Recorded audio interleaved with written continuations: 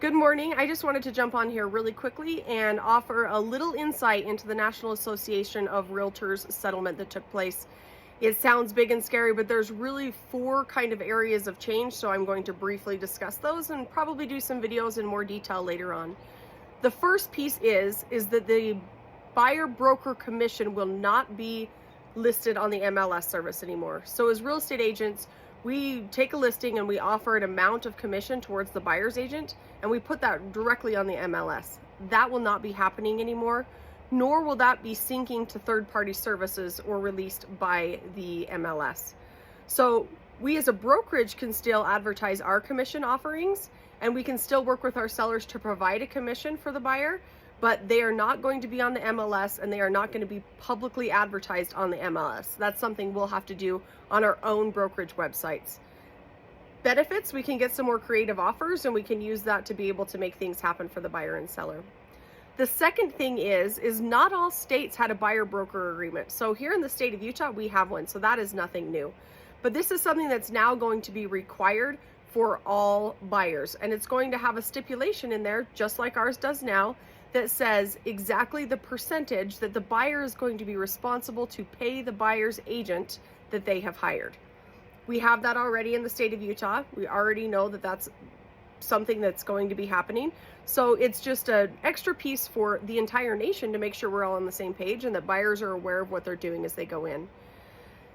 We can't say that our services are free. They've never been free unless we're absolutely making no money at all.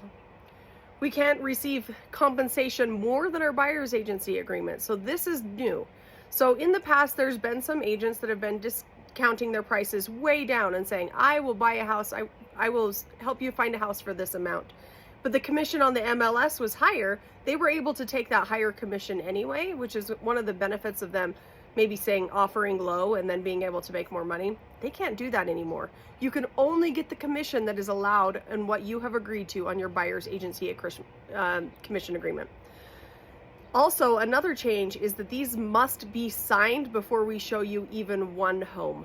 So in the past, I have always had my buyer's agency agreement signed with a first offer because I assume that when I go and show a home, that's my way of, developing rapport and professionalism.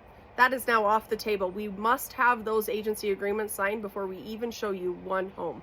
So if you're not sure and you're kind of testing out agents, make them sign an agreement for just that one day or just that one showing. And that should be an option for you to be able to make sure that you're taken care of as well.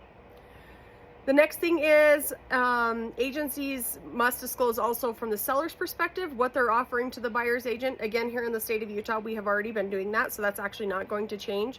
It does not prevent compensation off of the MLS, and you have to understand you're going to do whatever you have to do to get a home sold, which is what we have done in the past with our agency agreements as a seller's perspective, is we offer compensation because we know that's going to help sell the house.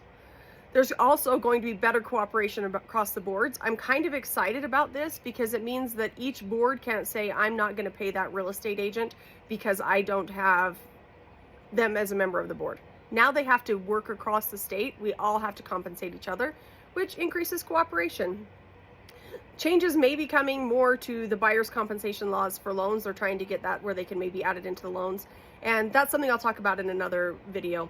Another really cool thing coming down the pipeline is concessions are actually going to be an category on the MLS. So no commission, but concessions are allowed. So hopefully that helps clear up some of the questions that you have about the settlement.